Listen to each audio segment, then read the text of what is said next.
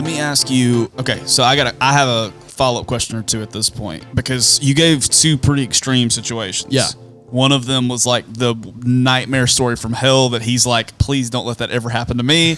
And then the other one was okay, I messed up along the way. This was a pretty big one as far as what the cost was concerned. What about the in-between stuff?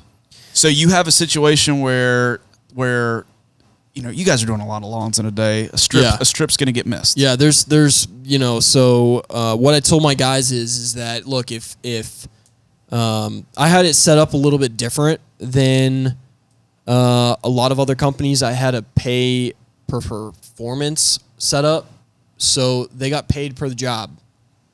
And I told them, I said, hey, look, I get that this wasn't always the case, but during the hot mowing season, this is how I paid them. And then everything else I paid them by the hour or whatever. But during the hottest part of the year, especially when they got into the routine, we never changed the routes. The routes were always the same. Year to year, they were the same. I told them, I said, hey, look, if you're done by 3, I don't care. You're done by 12, I don't care. You don't take lunch, I don't care. Because I knew that they wanted to be out before 3 because 5 o'clock on is the hottest part of the day. And if they could be out of there and back home in the AC, that'd be great. But I said, hey, look, here's the deal. Any property that you have to go that complains, we got to go back to either the same day or it's the first stop in the morning the next day. So anytime I would get, hey, this didn't get blown off properly. Hey, they missed this strip of grass, whatever. They would be back there the first minute in the morning, and 1 or 2 times of that happening, and that was fixed. But I never, in all of those situations, if it's so easy like that to just do, like, even if it's something like, I was talking to my mom about this the other day because the guys that were over mowing our yard forgot to weed eat this little strip in the flower bed, right? Mm-hmm. Not even the grass. But we would have people do this to us this time, so I have the background story of like, hey, that's not their job. They're doing it for a favor for you, but the grass is what you've paid them to mow, and now they're weed eating a little bit of the bed. Right. But in those situations, like when someone would email me about that stuff, I'd still send the guys back because it was literally 10 minutes to make that person happy. And then I would put a note in the system and say, hey, these guys, you make sure that you mow that one little strip in the flower bed of Mrs. and Mrs. Johnson's or whatever. And that would make them happy. And that would just set the customer service level to another standpoint because they would ask once and then it would never have to be done again. So there was mistake by you, mistake by customer big time. And then in the middle, it's just like, man, how do we figure out how to make somebody happy? Yeah. If 3 extra minutes or 30 extra seconds sometimes is going to be the difference between this person being like, man, they did a great job or calling you back, then do it. Even from the standpoint of like sometimes you'll get customers that'll ask and say, hey, you're finished up at a project and say an install and they go, hey, is it possible that you can move this one bush for me in the backyard? And a lot of people will be like, yeah, but it's going to be like an extra $10 or whatever. You just move that for them. It takes you 3 minutes. You just move it for them. They get on the backside and they're like, dude, they went above and beyond for me. Or from a standpoint of like, I had sometimes where my guys would be mowing and then, a mom would get home with her groceries in her car. She'd have something heavy and my crew lead would stop, go help her take that thing from her car to her house. And I'd get an email later and say, hey, just so you know, I gave all the guys $20 tips because they're just so awesome and I love them and whatever. And then the backstory I find out from my crew lead is like, oh yeah, I helped her move something from her car to the house. And it literally took me 30 seconds, but little extra stuff goes a long way though. That stuff changes the game. The next thing you know, you see somebody throw out a recommendation or ask for a recommendation online, and there's like 25 people that are sharing. You're never going to get a more detailed answer to that question ever, but that was like a freaking masterclass in how customer to handle service. Something in all seriousness. Yeah. But I always go back. I have people that actually have called me in the last week, some people that I've mentored in the lawn care space, and they ran into a similar situation. And I told him, I was like, look, like at the end of the day, it's your reputation that's on the line. So I gave one example where I ended up walking away from the situation, but that was once in my life. I honestly still wish that maybe that didn't end up happening the way that it did. I even love the way that but you worded it in an interesting way, and I thought it was a powerful way that you worded it. You said there was no way for me to be able to make him happy. Yeah. And so at the end of the day, your job is to do that. And when you reach the point where I can't. Yeah, then you just have to realize that. Well, you serving him in that moment still was find somebody who can make you happy. Yeah. You were still serving him in stepping away. And from I lost money on that deal too because sure you did. Because I had 2 days worth of labor that I didn't charge him for. Literally all that he paid me for was material costs, right. which he got all of that. And so I lost money on that job. So that just gives you food every time one of those. And I guarantee you, even sitting through this podcast, you're gonna get on the backside of a project and go, now I just learned a whole bunch, and you're almost paying for your education and the experiences that you're gonna have. Sure. And you're gonna look back at stuff and go, I will never do that again. Or I will make sure that I'm asking people questions in my estimate when I'm doing the initial walkthrough with somebody. I will make sure that I ask people certain questions so that I get to these answers and I can figure this stuff out before I even get into this place. That's what it taught me. And so I would even do stuff like throw numbers out before I'd even be done. In my mind, I'd gotten to a point where I'd seen so many estimates. I had a good idea in my mind what the number was going to come out to. And I'd say, hey, so this project's probably going to come out around 10 to 12 grand. Is that something you guys are thinking about? Or I would just point blank ask them, hey, what's your budget on this? Because, quite frankly, this is for me to do this right. And for me to serve you well on this, it's going to be 10 to 12,000. And if we're not even anywhere close to that, then I'm not going to be the person to install that for you. And that happened the first 15 minutes, and then I wouldn't get through the whole project, the whole estimate, an hour-long estimate. Man, and then 15 minutes to an hour to 2 hours on the back end of estimating the project to then send it to them and then go, holy crap, this is $8,000 higher than our budget. Yeah. And I'm like, well, I wish I would have known that. We've seen this happen in marketing world too, right? So that's what you just said goes into anything you ever have to bid for. Yeah. So I always say on the first phone call with somebody, if they're calling up and wanting to do, like they're wanting to film or they're wanting to, or whatever it happens anything to be, with us is we'll let them know pretty dang quick, because what ends up happening a lot of times is, like for you, maybe a bid was like an hour potentially of walking through. It could have been an hour is typically the smallest amount, especially on a $10,000 bid. Dude, I've worked on proposals for big marketing projects. I've taken 2 days. Yeah. To put I've together. never had a project that took 2 days to bid, but in marketing world, we've had plenty of them. In any other ventures that you have, like that's real time putting into stuff, and only to be like, oh God, we weren't even in the ballpark of close to being able to land this. And I just took 2 days that would have been amazing if we could have, but they didn't have the budget for this. We dreamed too big for them. Like was, that kind of stuff. So anyways, that was a really long answer, but it's a good question. Yeah. So, all right, give us the next question. Alrighty. Toward the end, I guess this is kind of a big question, but like if you could start over, what would you do differently from like the beginning? That's a great question. There's a lot of stuff I would do differently, honestly. I've even talked about it with different people as far as like, dude, I could grow this thing just as big as it was, not even hitting my own client base, my old list.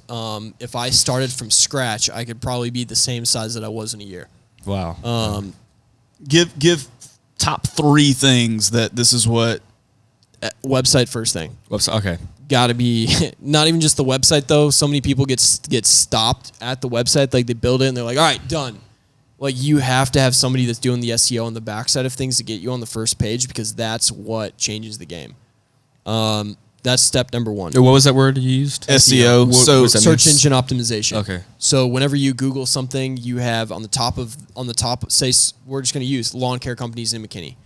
Top of it, you're going to have the first 3 spots are ads. So anytime you click on that, the company that you're clicking on is getting billed by Google, whatever it is, $5, $10 a click. Then you have the local PAP, which is all of the companies that have a physical address in that city.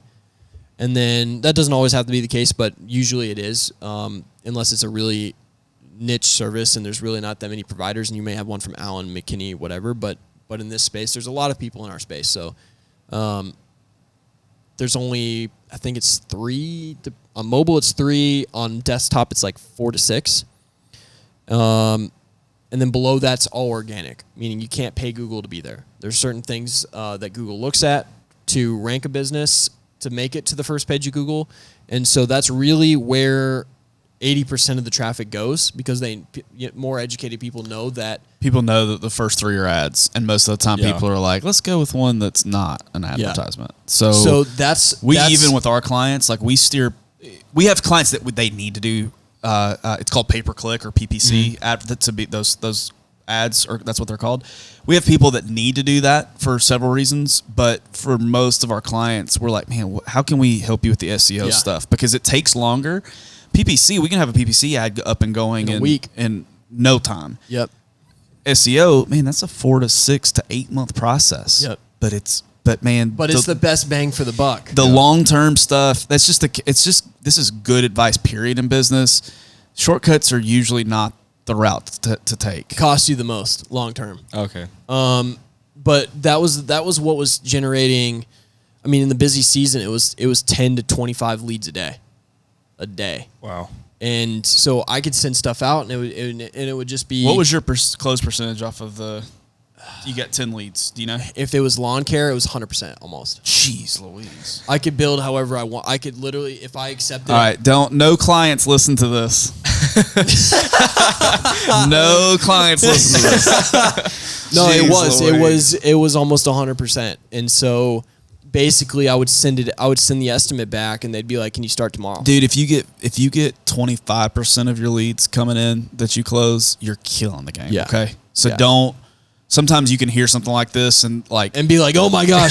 time and chance just lined up. Yeah. It was time and chance, and it was all of the reviews that we had. There's a lot of things. There's just so many different things that we had. The fact that I had I would find out what, you may get into this in a second, in branding side of things, but I would find out what the story is for you, why you're doing this, and then market that. Because I found more times than not, the story that I had put out there about myself, people would bring that up in the estimate. They bring that up over the phone. They were more willing to help me than the next guy because of my story. And so first thing would be a website. Second thing, I would build a very compelling story about why you're doing what you're doing, whatever that is. Well, let's talk about what that is. So that we're not just, because sometimes the word story, we'll get into it's that. hard Let's get into that in a second. Third thing would be employees. Really building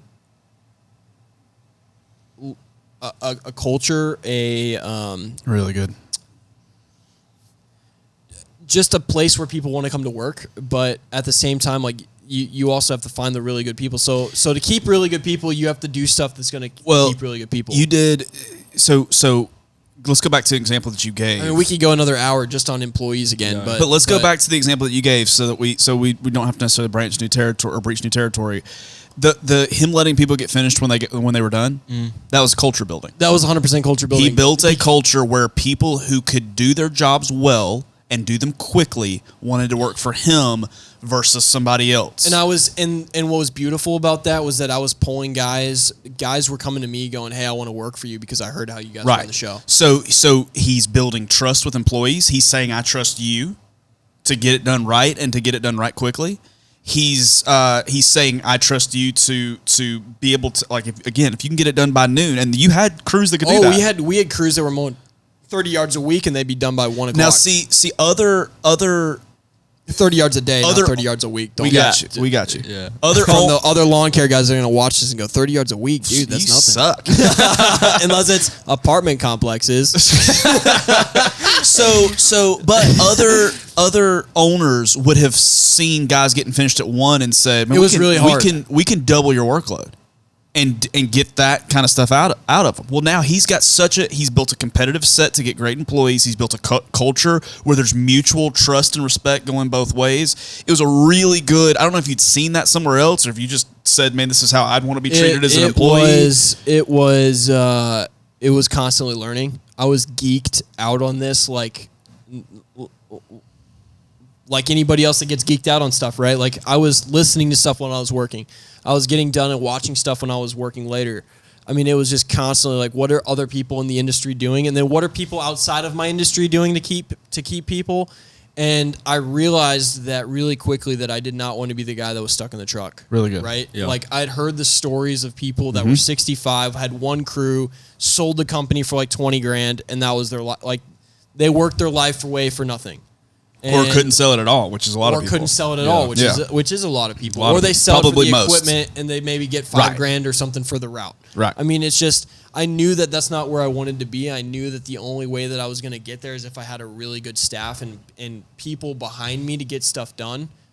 And so I started looking at that from a standpoint of like, okay, so how am I going to keep people that I attract? And like once they get in, what am I going to do that's going to make them so that somebody else goes, hey, I'm going to give you $1 more an hour or something like that, that they're going to go, no, I don't want that. Yeah, I like screw where I'm $1 at. more an hour. I'll know what I freaking mean? get done at 1 every day. Are you kidding me? I'm not so, trading that. And so just like we talked about this on another podcast about me asking, and I shot this to you, but how I would go through and ask clients, hey, what are you not getting now that would make your experience that much better? I was asking my employees the same question is, hey, what did you not like about your current your previous company? And a lot of the times that they were coming back is like, I never know when I'm off. It's always late. My boss, like I get done and then my boss is like, oh, hey, here's 5 more things for you. And so for me, it was hey, here's your route. In the morning, if I had stuff for you to do after you were done, I would say, hey guys, I've got X, Y, and Z. It's overtime or whatever. Here's what I need you to go do. Are you Really guys good. good with this? Really good. And that's how it would be. That's how that would be handled. And then by the next thing you know, it's 5 years later, and I have all my original employees. So I heard a couple things in here. One, you deciding I'm going to continue to learn and I'm going to pick up stuff probably from different industries. It was very much different industries. It was Hey, cleaning. this is a was great idea. retail. I can take this. I can make this fit into my industry. And not only just what to do, but also what not to do. So you let negative feedback, whether it be probably about your company every once in a while. I would love it if you would do it this way instead. I would have guys that would stop me and they'd be like, hey, we really, and some of the stuff they asked for I couldn't do. But I would listen to them and I would say, hey, let me think about this and I'll get back to you tomorrow. And some of the stuff that they asked for, you did do. And some of the stuff they asked for, I did do. So and a lot of the stuff they asked for was really good ideas Right. that I just was like, wow, why didn't I think of that? So that is culture building, and you culture build when you have one employee. Yeah. You don't wait till you have 17, 19. So when I started with my first employee, I was telling him from day one, I knew that he was a good guy, and so as soon as he got in the truck and we were running, I was telling him from week one really that, hey, you're going to be running the crew next year, so you need to pay attention to every single thing I'm doing. I'm going to teach you about all the little things that I do, so that next year you can run this crew. And so it was like that was from like end of August till. So your March. vision casting that there's going to be a crew next year. I was telling him what I was going to pay him for running the crew that year. So he was like, "Hey, dude, you're going to do this from now until the next season. Really good. But after that point, you're running the show. So you need to learn as much as possible in that standpoint. So website, your story, employees, and employees is really culture. Because if you Employees build a great culture, Yeah. you'll get great employees. it doesn't happen Period. overnight though, which was really frustrating. for me. Great It took me a employees lot of- follow great culture. It took me a lot of time to really understand this, but that like as much as you want it to just be like, and you have great guys, it takes 6 months to a year to like. But he just really cut a build lot that of out. time off of that. Not necessarily 6 months to a year, but you cut time off of it just by by learning- by- just by saying Yeah, to yeah, you, that's true. think culture day one, because that's not, dude. There's people in this industry that don't think culture, and they're 40 years into it. Yeah. There's people in all sorts of industries that don't think culture, and they're 40 years into it. So culture matters a lot. Yeah, and then the last thing would probably go back to really I'd move this up all the way up to probably right after the website as far as customer experience. You have to provide something that's completely different than everybody else. because there's this, especially in lawn care, but a lot of different industries, right? Like even our industry, Sure. it's the same thing. But We use the example of Chick-fil-A all the time, and just their willingness to go above and beyond. Yeah. And yeah, Chick-fil-A is a good example. There's so many different places that sell chicken, like, Yeah. but Chick-fil-A is they did something. 160 cars from noon to 1. Yeah. Well, Who else does that? Nobody else does that. And so- they're the most profitable per store of any fast food chain in America. Wow. That's insane that they did that in 20 years. But it comes down to the customer experience. And when you talk about your barrier to entry in lawn care is literally go to Home Depot, buy a mower and a weed eater and get a pickup truck, and now you're in business. Right. You have to have something that is so different. Or ride the lawnmower down the street in your situation. Yeah, that was You my didn't need a situation. truck. I didn't even need a truck. But